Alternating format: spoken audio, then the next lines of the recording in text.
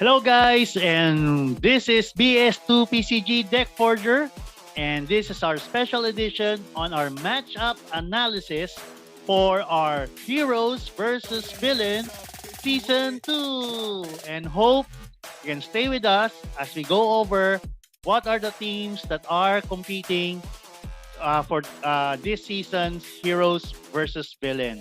So we cannot recall the very first Heroes versus Villain as it was done, I think, about a year or two ago. And because of the pandemic, a lot of our schedule have changed. And we are lucky enough that for this month of May, we were able to gather at least 12 players, 12 contenders despite the pandemic. This is okay grouped into two teams. Of course, six of the players will be fighting it out as the villains for this particular event, and the rest of the six other players are going up as heroes in this particular event. So this is heroes versus villains, folks, and the difference between our regular tournament in BS2 PCG is, of course, it is a team competition, and scores are given to each player whenever they win a match or they lose a match wherein they get zero.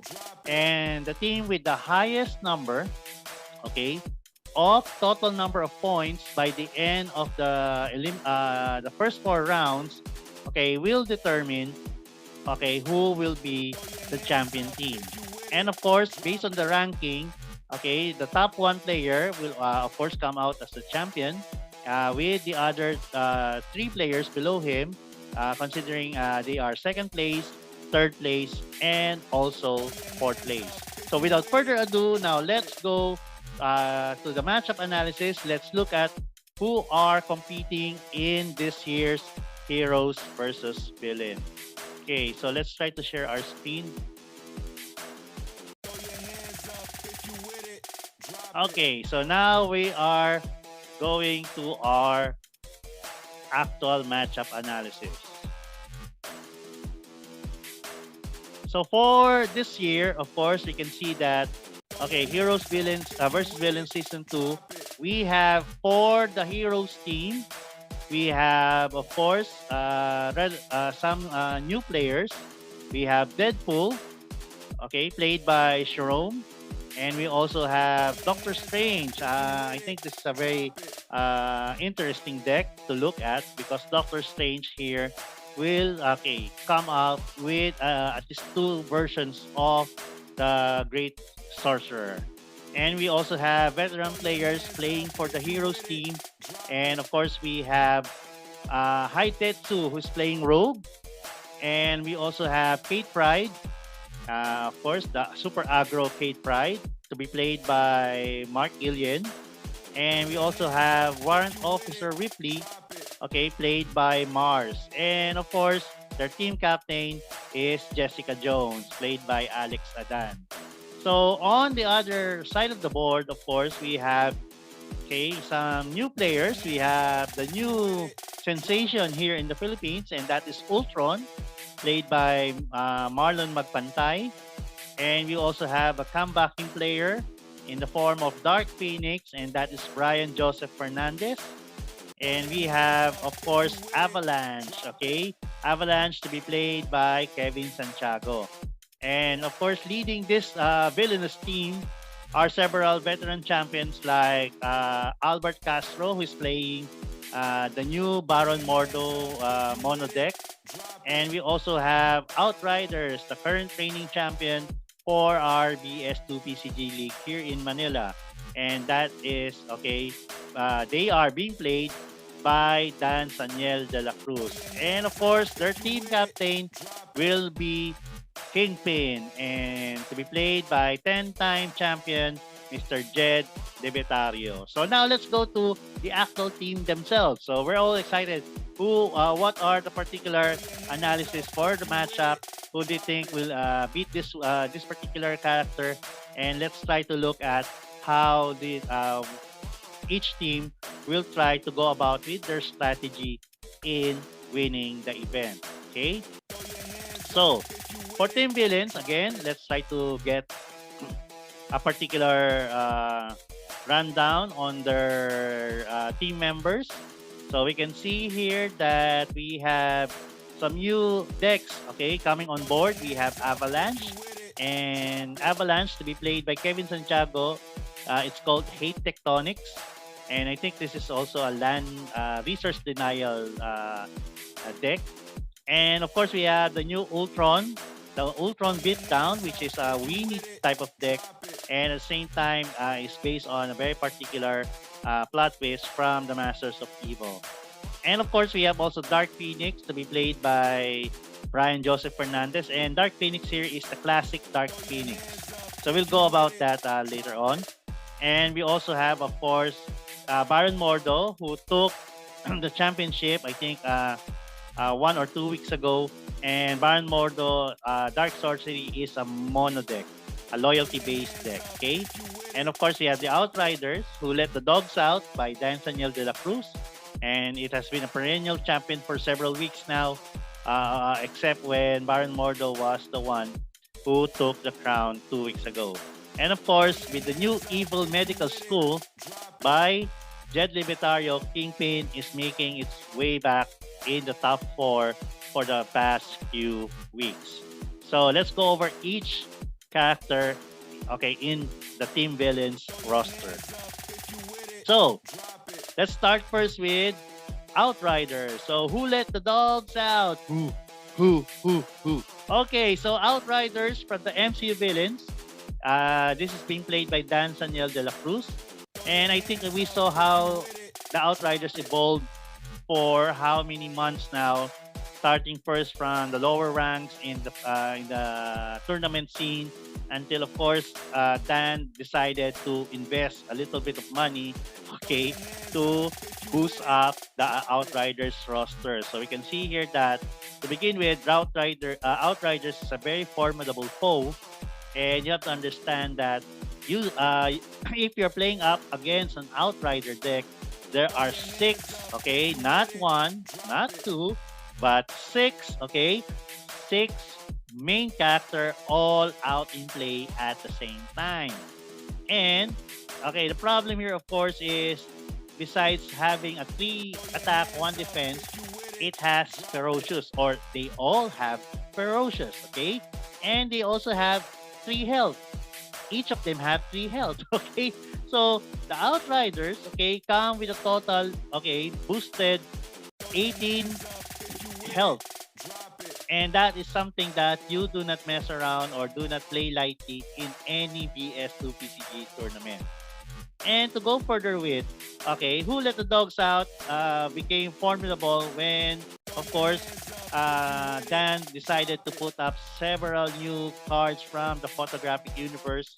So he added the likes of Baron Mordo, added the likes of Killmonger, even Goose. And I think we saw how now he's trying to put up several cards from the Friendly Neighborhood expansion, okay? And this will, okay, make the Outriders a more formidable and tough opponent to go up against with in any BS2 BCG tournament. So Outriders will try to swarm you early on, then try to negate your superpowers, okay, and your even your main character with the likes of Baron Mordo and of course Killmonger, and as he tried to beat you down to the pulp. Okay, so Outriders is something to watch out for, and has a very high chance, okay, of really, okay, trying to win the event for Team Villain.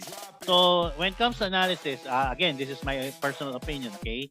So I'm not really saying that I am the one who is always right, or I'm not Nostradamus or anything.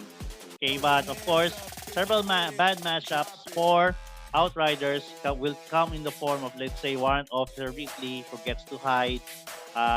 We were hoping that, of course, Invisible Woman was able to play for the Team Heroes, but due to the pandemic, okay, our player Janton from Quezon City cannot really, even most of the other players up north cannot really go to the south to just play VSTCG. So one Officer Ripley is a very tough opponent for Outriders, even though they are already tough. And we still have to see how Doctor Strange, the new Doctor Strange, will try, to go about, and try to beat Outriders in the game. So again, Dan Saniel de la Cruz, who let the dogs out, and he's running Outriders for Team Villains in the Heroes versus Villains Season 2. Okay, now let's look at this relatively new main character. And well, it's not really new because I think Ultron has been around for some time now. He has been played by several players like Maury Bayuga and also Alex Adan. But this new Ultron, called the Ultron Beatdown and run by Marlon or M Magpantay, is actually a super aggro deck, and it has its own combo. And this combo comes in the form of several Swarm and Legion characters, most notably, of course, the Leviathan Servitors, the Outriders, and you also have the Ultrons, and of course the Adolescent Xenomorphs. And he will try to play those cards, early on in the game, as many as possible, then set it up for the new Ultron from the Masters of Evil, wherein for each other character that gets to be played with the same name, then he gets to draw a card for each of those Ultron MOE on his side of the board. And of course, Ultron himself can revive his own Ultrons, And that is how this deck will now work out during the tournament.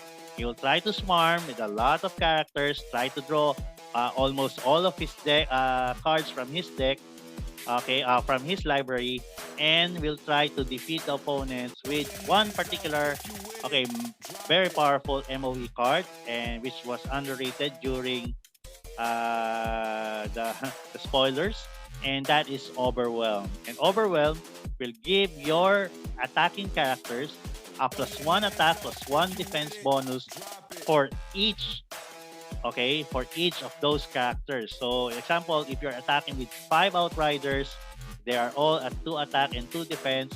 Then you play Overwhelm. If you have an Ultron MOE out in play, then those 5 Outriders will now, gain a +5 attack, +5 defense, for each one of them. So that will bring the total attacking force to around 35. So, even, Galactus himself, the great Galactus, will fall to the might of the overwhelmingly superior, Swarm or Legion characters. So this is also another deck that we are looking at, something that we have to work out with.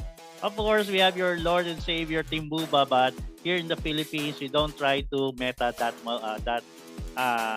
more often.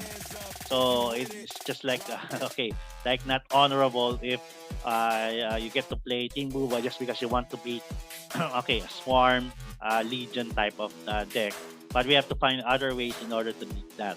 Unless, of course, if your deck has a team, like what we have seen with Thanos, where he needs to, KO characters from the opponent's side of the board.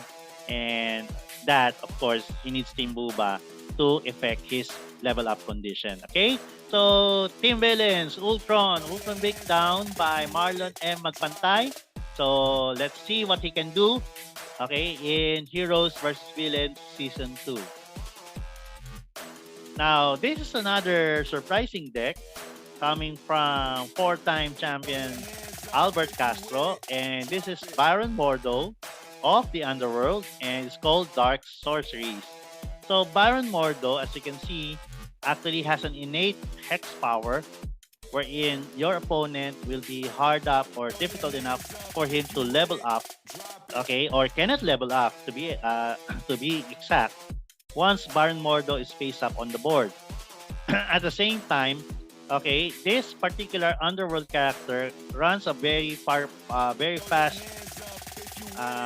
loyalty-based deck, gets to beat down the opponent, then okay, beat them down again with not finish yet. So that's the power of as we see it of this Baron Mordo deck. He gets to play all those Carnage, all those Rhinos whatsoever. Get to attack them, pump it up with Mercs for money and whatever.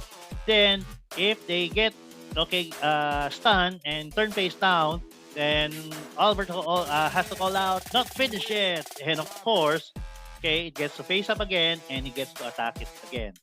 So normally, if an opponent has, let's say, 5 health or less for his main character, then it will really pose as a serious problem because he is faced up with an underworld deck that keeps on attacking and attacking, even if you are okay already stunned. So he won't stop punching and punching, attacking and attacking until you are down to the pulp. Okay, so this is a very surprising deck. It took one of the championship in an event 2 weeks ago, and we still have to see if Baron Mordo can keep up with, of course, beating down the heroes. Okay, when it comes to heroes versus villain, what I can see, I can't really see any bad matchup for Baron Mordo. Of course, except if that particular matchup will be a setup. Okay, because of course W.O. Ripley cannot hide. I think Jessica Jones has a fighting chance, most especially because of the new Forge which came out, was released when Mystic Arts arrived in the Philippines a few weeks ago. So now we can see here that Baron Mordo doesn't have really much of a very bad matchup. So it's good, no? I think Baron Mordo can hit the top 4 in the heroes versus villains final rounds. Okay, then now this is a new deck, and this is Hate Tectonics. I really love the name, and this is of course helmed by Kevin Santiago, who is playing Avalanche from the Brotherhood of Mutants of the Freedom Force expansion. So as you can see here, of course, Avalanche is more of a resource denial deck. Hate Tectonics will enable you that once it's played and for the rest of the game, that whenever you play a resource, your opponent gets to KO another resource. So Avalanche is very powerful because it can control the board. It can control how your opponents will craft their characters. And it's just, I think he just built it for a multiverse concept already. And this is a very good deck to watch out for in the upcoming Heroes versus Villains. Hate Tectonics is a very powerful, very outrated superpower. And what I see here is, of course, if the opponent can, of course, circumvent that particular level up condition that Avalanche needs, then he gets to have a fighting chance when he's faced up against Avalanche. And Avalanche, of course, is one of those very seldom used decks, so we do not really see it being played by most players, and we can see if we can really have a very good and very powerful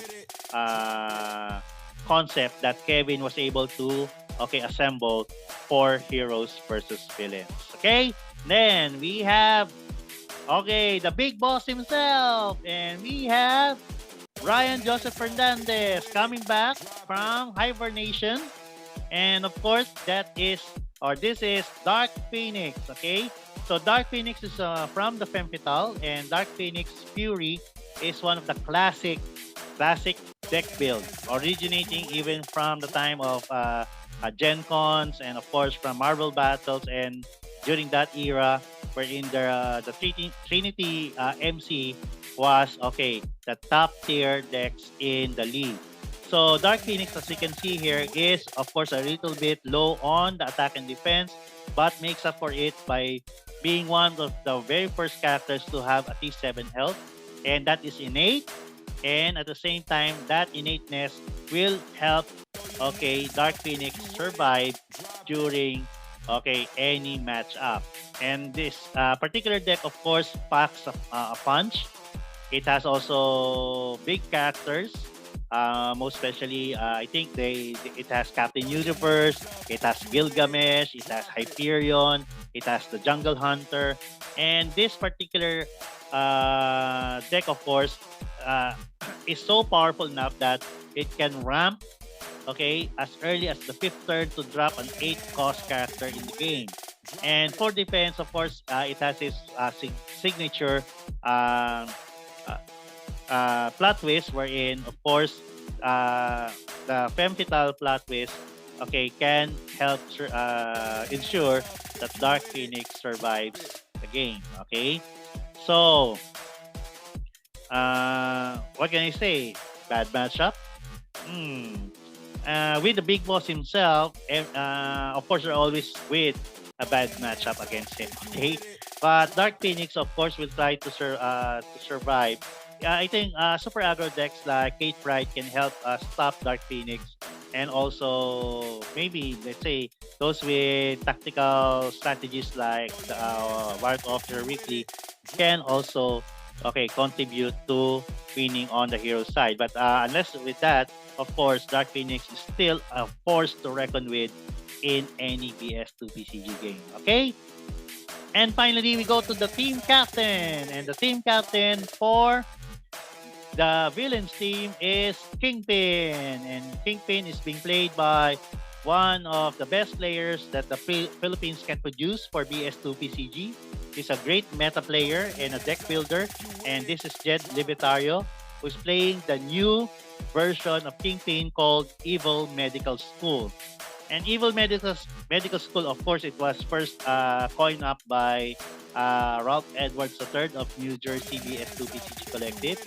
And Kingpin works, of course, as we know it, to ramp up to the third level and to be able to get all the resources from the KO pile, from the deck, and put it into play all at the same time and be able to buy the universe. No, no, that was the old deck. Okay, so we take over the world, and at the same time, okay, Kingpin will try to bring in Angela, the new addition to his evil army. Although, of course, Angela is from the Guardians of the Galaxy. And with that, you try to, drop in Mr. M so that you can double Angela's Bridge to Heaven.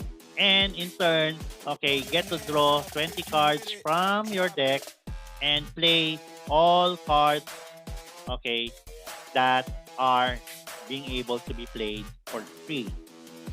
I mean characters, okay? So imagine that you're being dropped with the likes of Akamoto, Gilgamesh, Sentry, Captain Universe, okay, Ping Pang Pum, you name it, all the big dudes, okay, Alpha. So Kingpin can buy that, okay? He has all the money in the world. And of course, Kingpin will try to survive the early turns while he is trying to level up with the likes of the Thor from the Cosmic Avengers and of course CMO Clemens. And he will try to ramp, of course, using cards like Fitzsimmons and of course Mirage. So Kingpin is still a formidable force to compete against in any PBS2 PCG match. Although he has been around ever since the first year of BS2 PCG here in the Philippines, and he's been around for 2 or 3 years or more now. But still, Kingpin can still be very powerful and has shown great evolution all throughout the years and bringing in so many championship titles for Jed Libitario. Now that if you're going to compute how much it cost him to buy those Kingpin before, then I think it has already generated enough profit for him. I think 10, 20 times or more. Okay? So again, good luck. And those are the roster for your team villains. And now let's go to Team Heroes. Okay. So, Team Heroes, we have a very cool gang. Okay, equally distributed between new players and veteran players. And of course, we have Deadpool. We also you can see here, and we have also Doctor Strange, and we also have Kate Pride, and we also have Rogue, and we have also Warrant Officer Ripley, and of course their team captain, Jessica Jones. Okay, now let's go over them one at a time. Okay, now Doctor Strange. Okay, so Sorcerer Supreme to be played by Art Zimmerman Realisan.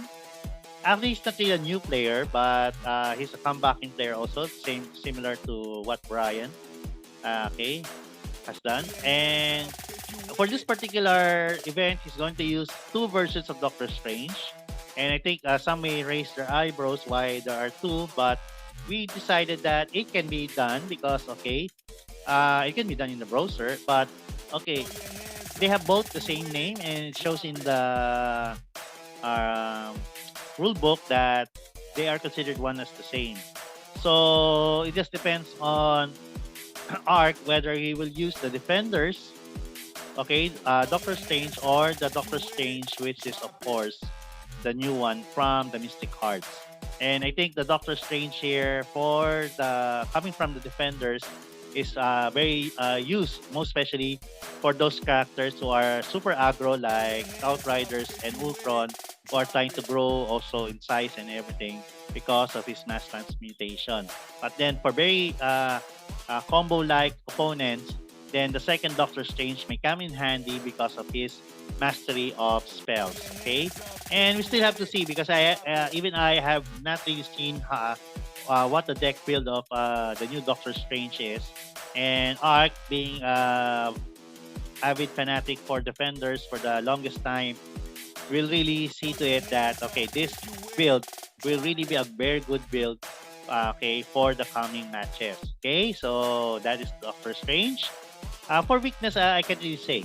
And the matchup here is not really that clear yet because, of course, we haven't really seen the components for the new Doctor Strange. Okay, now let's go to one of the rising stars of BS2 PCG here in the Philippines. And of course, we have Warrant Officer Ripley, and to be played by Mars Supersticioso. And this is called the Hidden Shadows. And as you can see here, that Mars really is serious about his deck because even he himself, is hiding whenever we try to take a picture of him during his championship time. Okay, so we can see here that one of the Ripley has been around for at least 6 months, but ever since Mars was able to buy this deck from its previous owner, Warrant Officer Ripley has been taking on the championship, time and time again, thus bringing him to the top 2 position in the shortest possible time that any of us here in Manila can ever do, and that is around 6 months. Okay, and Warrant Officer Ripley, of course, has her Hidden Shadows, and Hidden Shadows is a very powerful superpower because you are able to daze your character and at the same time keep any equipment on her. And of course, this will try to avoid Warrant Officer Ripley from being stunned or being attacked by the opponent. And of course, Warrant Officer Ripley also has her self-destruct wherein she can board wipe the entire supporting characters from the side of the board. With just it can be used once per game, but still a very powerful superpower. And of course, we know that one Hidden Shadows is a deck that is really heavy on ramping with the likes of Mantis and of course all the other ramp cards like Jungle Hunter, and then being able to drop those huge characters like Gilgamesh, Ping Pong Foom, and of course Captain Universe. So Warrant Officer Ripley is a force to reckon with by the villains when it comes to the Heroes versus Villains Season 2. And of course, knowing Mars is a very tactical player, he always analyzes his game and will always try to win by trying to hold on to certain cards, not being able to being aggressive enough or excited enough to drop in just to follow the curve. And remember, BS2 PCG is not heavy on curves anymore, unlike with the original BS System 1. And holding on to some cards may be a very tactical approach to winning in this particular game. Okay, so good luck on Warrant Officer Ripley. And now we go to the Rogue Rush. Okay, one of the most popular decks in my YouTube channel. And Rogue Rush, of course, I will really have to give the credit to Mr. Roldan, or we call him Hai Tetsu, because he was really the one who originated this deck here in the Philippines. But I don't know if he got it from the US. But again, Rogue Rush, we can see that it is centered on Rogue of the Mutant Resistance team.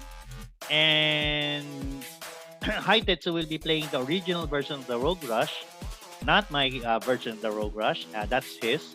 And Rogue Rush, of course, follows that you are able to level up Rogue in as early as turn 1 by using several pump plot twists and even using her superpower to increase her attack.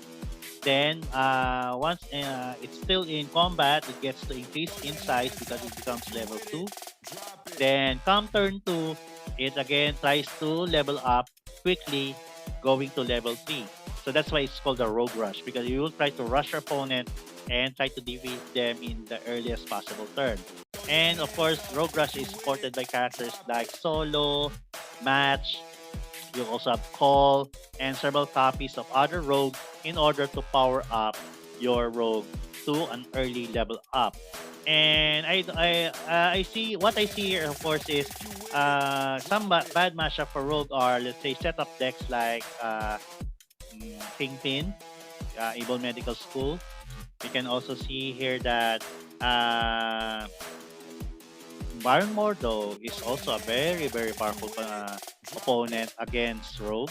So those are some of the weaknesses that I see for Rogue. But unless, of course, High Tetsu is a very seasoned player. He has several championships under his belt. Actually, he's top 3 now in the rankings in the Philippines.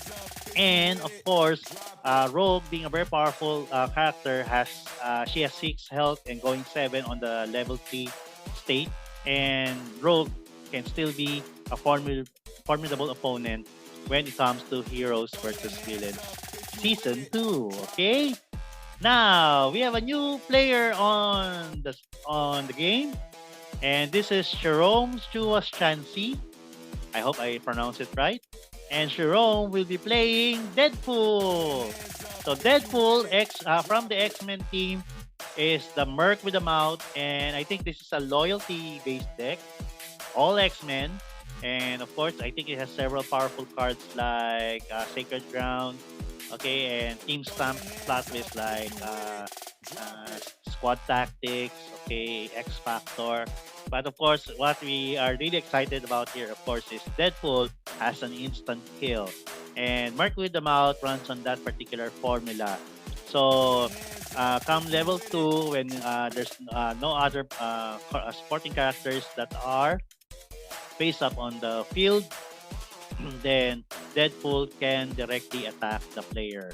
And when he sees the player, that player becomes a 0 attack, 1 defense character. And with 1 health and 1 hit from Deadpool can automatically end the game. So no matter if your opponent's MC has 7 health, 8 health, or infinite health, but when Deadpool sees the player and he points at him, points his gun, then that's the end of the game. Okay. Now, what I can see here, of course, is some matchup. Of course, again, Baron Mordo with his hex powers, and we can also see setup cards like, of course, Evil Medical School. May pose a problem for Deadpool because, of course, it is a setup deck, so it can also try to circumvent on that particular superpower of the Merc with the Mouth. And this is a particular great deck to watch out for in the upcoming Heroes versus Villains. So let's see if Deadpool can really work it out with, okay, finding a way to the top 4 spot for Heroes versus Villains Season 2. And, okay, one of the pride of the Heroes team. On the left corner, we have Kate Pride. Okay, of course, Kate Pride from Futures Past, and to be played by Mark Ilian. And of course, his one deck to rule them all. So what do we mean by this? Okay, just to tell you or narrate it shortly. Okay, Mark Ilian, I think, has won 4 or 5 championships in his belt, and he has been playing just one deck for the past 2 to 3 years. Okay, and this deck has been just several reiterations, upgrading, change of MC of the X-Men team, and he's really a very avid fanatic of the X-Men. So he started with Wolverine, then out came Colossus. Then I think we have seen Professor X, Storm, and now he has Kate Pride. And Kate Pride, I think, is one of the super or hyper aggro deck out there because you can start with 4 resources immediately, can drop in several characters, and you can drop in big characters like, let's say, X-23. And at the same time, of course, Kate Pride is a 6 attack, 6 defense character. And he is working on the clock here because, of course, once Kate Pride is able to gain that many resources, then she now goes to level 2, and her level 2 is a little bit weaker because now she is really Shadow Cat. Okay, so what did you say? This is a mono deck actually, same as Deadpool, and at the same time it bears a branch of characters like Iceman, Wolfsbane. You also have Psylocke. Okay, you have Beast, Cable, all the the rundown gang of I think Lockheed is also in this deck. So Kate Pride is something that can really up the chance, or the opportunity for the heroes team to win in the Heroes versus Villains season 2. So I don't see any particular bad matchup for this particular deck. It can go hyper aggro on setup decks like Kingpin. It can go toe to toe, head to head with beatdown characters like Outriders, and of course Ultron. Uh, very advantageous for Kate Pride to have Baron Mordo in play because she will not level up. Okay, and of course her resources will not blow up. So again, this is also my calling to Mark Gillian. Whatever you're doing, okay, please don't be absent on Heroes versus Villains season 2. Okay, or else. Okay, Alex, okay, will be get mad at you, okay? Because of course Kate Pride is a really powerful deck. I can assure you that. This is not considering the Kate Pride Senator Kelly combo. No. Mark Gillian is too honorable for that. He will go head on, rush his opponent, and try to beat him down as early as the 4th or 5th turn, even before Kingpin can level up, or even before the Outriders can scratch their necks. Okay, so Mark Gillian, Kate Pride, Features Pass. Okay, we'll see what they can do for Team Heroes on Heroes versus Villains Season 2. Okay, and now for the team captain. Okay, of Team Heroes, we have Jessica Jones. Okay, so Jessica Jones from the Defenders.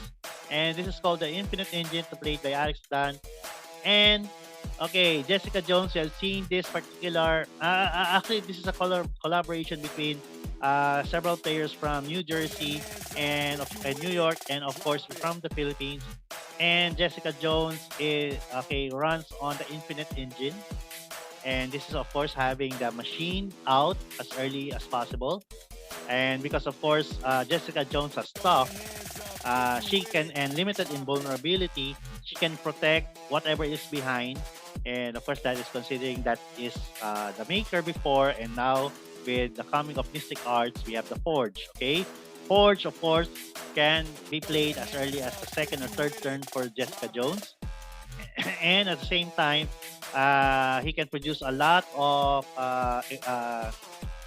inventions, machine, gadget, and of course, Maker is still in the deck. So you still have your nullifier and all the other non-invention equipment that can be played there. So Jessica Jones is a very tough nut to crack, literally, and at the same time, okay, Jessica Jones is a very good contender. And I think the only problem here is, of course, several aggro decks like Outriders. But Jessica Jones can take out Kingpin. Baron Mordo is not a problem because he doesn't really need to level up that quickly. And I think it's a thing also together with Kate Pride and W.O. Ripley. Team heroes can really stand a chance against the team villains in this particular matchup. So let us see what Alex can do with Jessica Jones and the Infinite Engine. I think has been around for a few weeks now.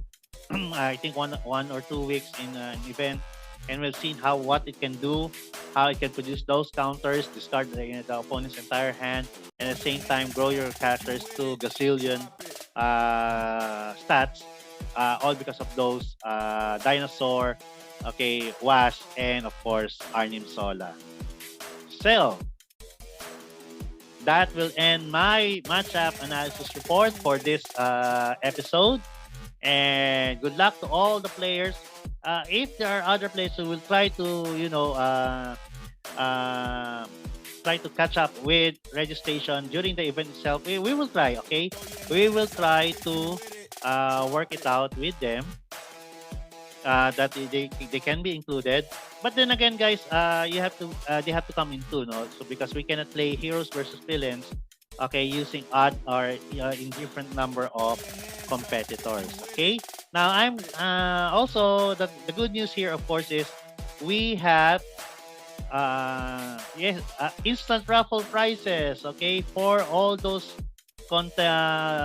players who are going to compete in the upcoming heroes versus villains. Okay, so let's try to see a particular example here. Okay, let's try to.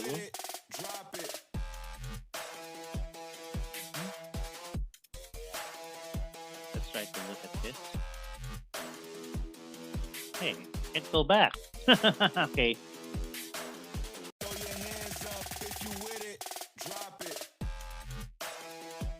Yeah, okay.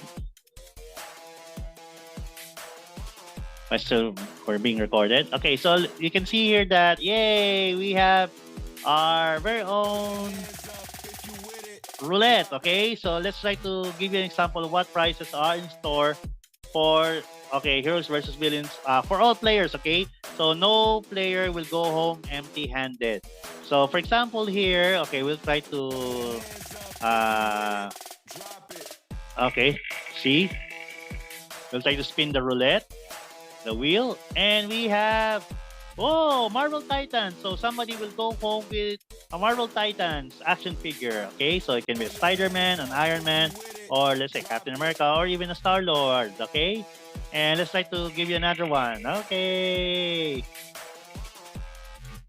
wow, so somebody's going to bring home a booster pack. Okay, so it's from Magic because Fort Sabi Place is also selling Magic. See, so let's try a third one. And we have, wow, one entire BS2 PCG loyalty deck. So aren't you excited with that? So again, guys, we have instant raffle prizes for all competitors, okay, in the upcoming Heroes versus Villains Season 2. So if you just paid an entry fee of 250 pesos, you get to bring home, let's say, a loyalty deck worth 1,500 pesos. Then, again, that is already, okay, value for your money. If you get to, let's say, eat a meal, then that's already half of what you paid for.